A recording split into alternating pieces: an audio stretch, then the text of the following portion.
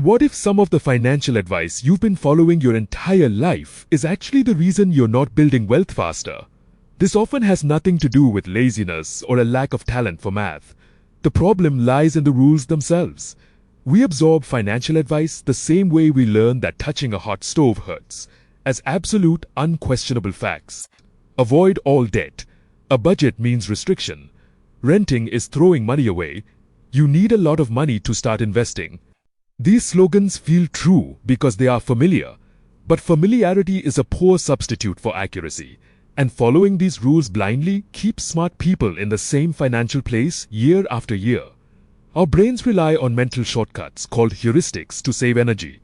These help us make fast decisions, but they often prioritize simplicity over correctness. This leads to the illusion of truth effect. Psychologists have found that the more times you hear a statement, the more your brain trusts it. Logic matters less than how many times the message has been repeated. Most financial myths started as decent advice for a specific situation, but through endless repetition, the nuance is stripping away, leaving only a rigid slogan that people repeat with total confidence. To improve our finances, we have to recognize this psychological bug. We have to stop choosing comfortable simplicity and start looking at the complex reality of how money actually moves. Take the most common rule of all. Get out of debt and stay out of debt, no matter what. Left, someone borrows $20,000 for a vacation. Right, $20,000 pays for a certification or rental property. Consumption debt buys things that instantly lose value. Productive leverage acquires assets generating more value than the debt costs. One destroys wealth, the other builds it. Debt is a tool. Its safety depends entirely on what the user is building with it. We see a similar flaw in how people approach budgeting. Most treat it as a financial punishment, cutting out every coffee and subscription until they feel completely deprived. Our brains resist long-term deprivation. Like an extreme diet, this level of restriction eventually exhausts your willpower, leading to a spending rebound that leaves you worse off than before. Effective budgeting assigns every dollar a task before it arrives. This creates a sustainable sense of control that helps you spend on what you actually value.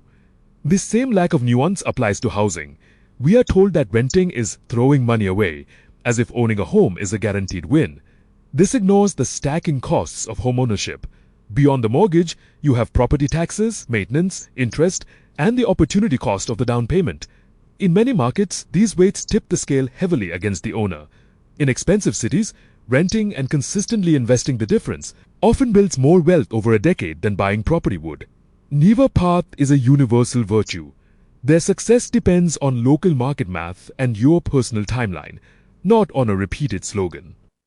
Perhaps the most damaging myth is the idea that you need a large, responsible amount of money to start investing. People wait until they have $10,000 saved, but life usually finds a way to use that money first. This wait kills the actual engine of wealth, compounding. This is the process where your returns begin earning their own returns. Look at the difference time makes. The person who starts with just $50 a month at age 25 often ends up with more than the person who waits until 35 to start with a much larger lump sum. Time is the critical variable. Waiting for the right amount to start is an expensive mistake that robs you of your money's most productive years. When we look at these examples, a clear pattern emerges. Building wealth requires moving past the memorization of rules. It requires an understanding of the reasoning behind them. It is easy to recite an absolute slogan. It takes more effort to analyze your specific situation and decide if a common rule actually applies to you. Rejecting simple certainty allows you to take actual control of your financial life. You stop being a passenger to slogans and start making decisions based on your own reality. Before you accept any piece of financial advice as fact, try asking 3 questions to test its validity for your life. First, who does this rule usually apply to? Second, what specific situation was this advice originally meant for?